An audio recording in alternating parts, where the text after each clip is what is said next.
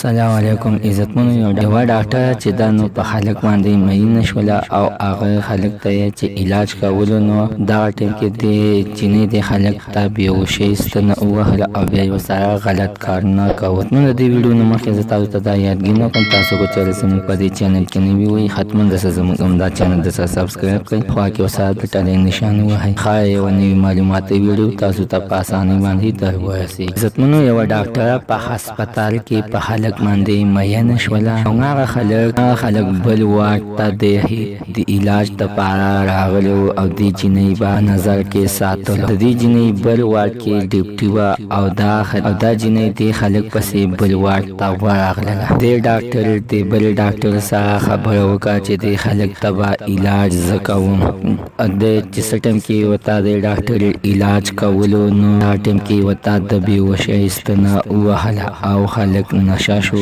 او بیهوش شو. بیا د ځان نه دی خبر چې د ډاکټر وسره کم غلط کارونه کړي دي. ډاکټر بیا ځان نه ویډیوګانې کړې وي او هغه په سوشل میډیا باندې شیر کړي دي او ځان په شرمونو باندې شرمولې دي او هغه خلک په شرمونو باندې وشرمولو. دتمنو کله چې خلک په ووش کې راغلي او کوټ ته راغلي او چې څنګه یې نیټونه او فیسبوک کې چې کولاو کړ نو خپل ملګرو وتا ویډیوګانې په مسنجر باندې ولګلې چې ګودا تاسو کار کړی دی.